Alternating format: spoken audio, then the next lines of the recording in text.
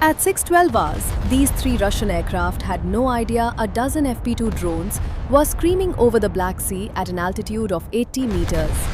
They were headed straight towards them. 40 kilometers ahead of the drones sat Belbek Air Base, Russia's most important installation in Crimea.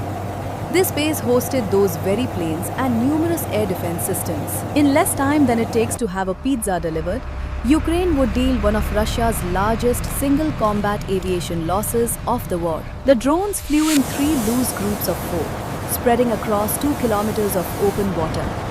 At 80 meters, they were below the horizon line for most search radars. They remained invisible until they hit the 30-kilometer mark, where the curvature of the earth stopped hiding them. The lead group crossed that line at 6:13, somewhere ahead. The Russian radar antennas were already rotating and searching. They were painting empty sky where the drones would appear in seconds. The operators in Ukraine could not see what was coming next. Their video feeds would not activate until the terminal approach. For now, they watched telemetry data, altitude, heading, and airspeed. The drone 12 green icons were crawling toward a coastline, bristling with systems designed to wipe them out. Then the first radar found them. The Nebo SVU early warning radar sat on a rise northwest of the main runway, its antenna rotating once every 6 seconds. Most radars struggle to see small drones. Their radar-absorbing coatings and composite airframes usually scatter the signal into noise. But the Nebo SVU operated on VHF wavelengths. These frequencies are so long, they bounce off anything larger than a meter across. Stealth shaping means nothing when the wave is bigger than the object it is hitting. The FP-2's 6-meter wingspan lit up like a bonfire. At 6:14, the radar operator watched 12 contacts materialize. Range 38 kilometers, bearing 315, closing at 150 kilometers per hour. He keyed the alert to the S-400 battery. Threats inbound. Request engagement. The response came back in seconds. Negative. The S-400 would not engage. The problem was not willingness. It was physics. The S-400's targeting software was designed to filter out birds and weather clutter. It automatically ignores anything moving slower than 100 kilometers per hour. These drones were cruising at 95. On the S-400 screens, they flickered like ghosts, appearing for one sweep and vanishing the next. They could never hold a solid track. This was due to a feature called a velocity filter, essentially a spam filter for radar. When Russia designed it in 2007, the logic was sound. Anything moving slower than 100 kilometers per hour was considered noise, birds, or weather balloons. It was deemed not worth tracking. It is like programming your email to delete everything from senders you do not recognize. It works perfectly until your most important message comes from an unknown address. The drones cruising at 95 kilometers per hour were not spam. They were the primary threat.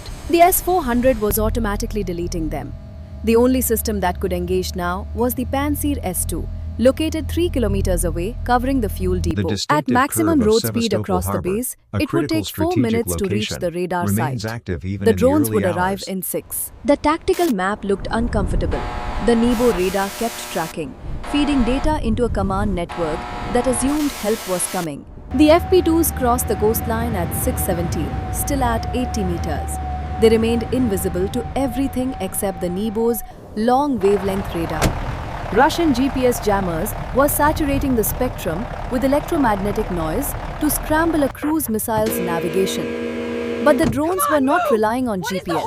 Each one carried a navigation computer running 3 systems simultaneously.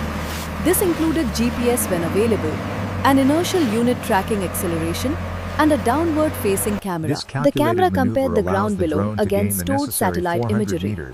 The camera saw the coastline, road intersections, and building clusters. It recognized the distinctive curve of Sevastopol's harbor. It knew exactly where it was, thanks to a process called terrain matching. The drone's camera takes a snapshot of the ground. The computer then breaks it into a grid of light and dark pixels. The grid is compared against the same location from a stored satellite image. If the grids match, the drone knows its exact position. If the drone has drifted, say 50 meters east, the computer calculates the offset and corrects it 10 times per second. The system builds confidence in its position without ever needing a GPS signal. The Russians could jam every frequency in existence and it would not matter. You cannot jam a camera looking at the ground. The jammers were screaming, but the drones simply ignored them.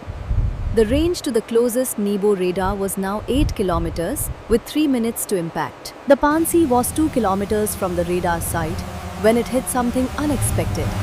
A fuel truck had stopped in the middle of the access road, its driver likely taking a nap. The Pansi driver hit the horn, but there was no response. He got on the radio demanding the vehicle move, but still nothing. The driver's radio was probably sitting on the passenger seat, turned down or off. 30 seconds burned. Then 45. The Pansi brutally lurched around the truck, bouncing through a drainage ditch with its suspension groaning. A full minute was lost. The drones were now 2 minutes out instead of 3. At 6:19, the lead FP2 pulled up to 400 meters for its terminal dive. The Nebo SVU painted it instantly, but painting was not engaging. The radar could see the drone perfectly and calculate the impact point. However, it could do absolutely nothing to stop what happened next. The shaped charge hit the antenna array 7 seconds later. $35 million of VHF radar was scattered across the hillside.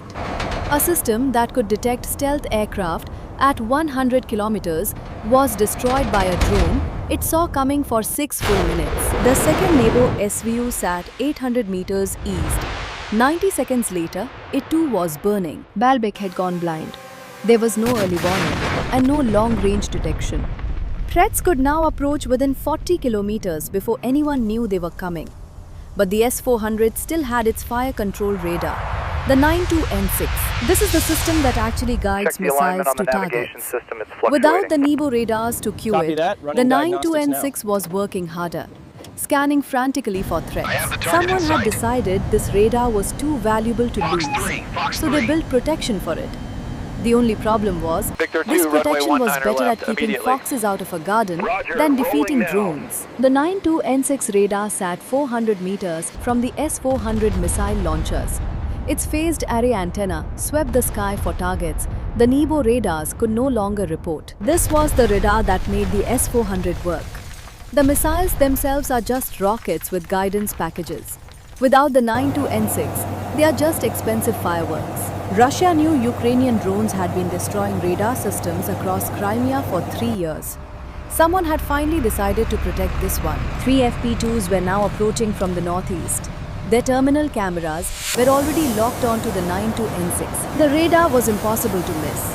All those electronics pumping out energy made it glow white hot against the cold December ground. The lead drone began its dive at 6:22 at an angle of 47 degrees. This was well outside the angle of the cage designed to protect it. The steel bars that might have stopped a horizontal approach did nothing against a weapon falling from the sky. The warhead punched through the top of the radar vehicle and detonated inside. Secondary explosions rippled through the compartment as electronics cooked off. The cage stood there completely intact, protecting a system that no longer existed. The cost of the cage was perhaps $50,000 in steel and welding. The cost of what it failed to protect was $60 million and their pride. By now, the Pantsir had finally reached the radar site. It arrived just in time to watch the third drone destroy its target, a communications relay. This relay linked the S-400 to the regional air defense network. 7 FP2s remained, and they were turning toward the flight line. The Pantsir's crew had maybe 90 seconds to stop them.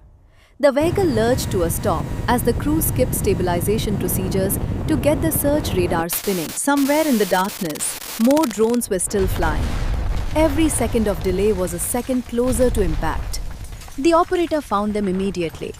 3 contacts, bearing 045, 4 kilometers out, at 400 meters altitude and descending. There were roughly 80 seconds until weapons release. The Pantsir carried 12 missiles, each capable of accelerating to 3 times the speed of sound. The tracking radar could follow a target the size of a football at 10 kilometers. Against 3 slow drones in a straight line, 12 missiles should have been an easy victory. But it was Ukraine who held the advantage this time. The first missile launched at 6:24. But one-way attack drones do not evade. Nice. They're already planning to explode. Let's wrap this The only side up. question is, which explosion comes first? The missile won, and the lead drone became a spray of burning fragments at 3.2 kilometers. 11 missiles remained, with 2 drones left. The second launch occurred 6 seconds later, but the Ukrainian operators had been watching and did something clever. At the moment of launch, the 2 remaining drones crossed paths. Their radar returns merged into a single blob on the Pantsir screen before separating again. Radar does not see shapes, it sees reflections. When 2 drones fly close together, their returns merge into a single blob of reflected energy. The missile seeker was tracking one specific blob. When that blob suddenly became 2 moving in different directions, the computer had to guess which was the target. It was a coin flip, and the seeker picked wrong. The drone it was chasing exploded, but the drone it should have been chasing kept flying. The third drone was now at 1.1 kilometers. Inside the distance, the missile needed to arm its warhead. Every guided missile requires space to activate its fuse. If it is too close, it is just a metal tube. These are designed to create a wall of fire with 5,000 rounds per minute. The problem was geometric. The drone was diving at 52 degrees, but the guns could only elevate to 45. The tracers arched into empty sky, 200 rounds in 3 seconds, but none came close. The drone's shaped charge hit the engine compartment at 6:25. Belbek had just lost its point defense. The early warning radars were debris, and the fire control radar was cracked. The Pantsir was burning, but 4 FP2s were still airborne and turning toward the flight line. There, while drones were destroying the base's defenses, someone had decided this was the ideal time for maintenance. Perhaps they thought the attack was over, or they were trying to get the aircraft airborne. The camera showed the MiG-31 clearly, including the dark rectangles of open cockpits. The operator centered his crosshairs on the wing route, where the fuel tank met the weapons bay. Terminal dive at 6:28. A shaped charge does not just explode, it focuses. The warhead is lined with a copper cone that collapses at 8,000 meters per second when it detonates. This turns solid metal into a superheated liquid jet thinner than a pencil. That jet punches through anything in its path. It is how a small warhead can destroy a 40-ton tank. In the command post, someone made exactly the wrong decision. Scramble fighters to hunt the remaining drones. 2 Su-27s began rolling out of their hardened shelters at 6:31. The pilots thought they were the hunters, but they were about to become the hunted. Getting these aircraft airborne is much slower than starting a car. A Saturn AL-31F turbofan takes 90 seconds to spool from a cold start to idle thrust. If you rush it, you risk a compressor stall or a fireball before leaving the ground. Then the avionics. Flight computers need 30 seconds to boot, and navigation systems need 45 to align. Gyroscopes must establish a reference frame so the aircraft knows which way is up. Then comes the check of hydraulic pressure and flight controls. Finally, the weapons radar must initialize and missile seekers must cool down. All of this takes a minimum of 3 to 5 minutes. The pilots at Belbek were rushing and skipping steps because drones were circling overhead. At 6:33, the maintenance crews were finishing their checks. In 45 seconds, the pilots would begin their takeoff run. But the FP2s were already diving. The 2 Su-27s sat on taxiway 3, just 50 meters apart. Technicians were completely unaware that 3 drones were approaching at 180 kilometers per hour. The 38th Regiment had maybe 50 Su-27s remaining. In the next 4 seconds, that number would drop to 48. The first shaped charge detonated at 6:34, punching into the weapons bay. 2 R-77 missiles with live rocket motors exploded, throwing debris across 200 meters of tarmac. Aviation fuel ignited, creating a fireball that lit up the entire flight line. The second drone hit 2 seconds later, striking the trailing aircraft from above. The blast passed through the canopy and into the avionics bay. The aircraft did not explode instantly. It just burned as fuel lines ruptured. 2 Su-27s were destroyed in under 4 seconds, with a combined value of $70 million.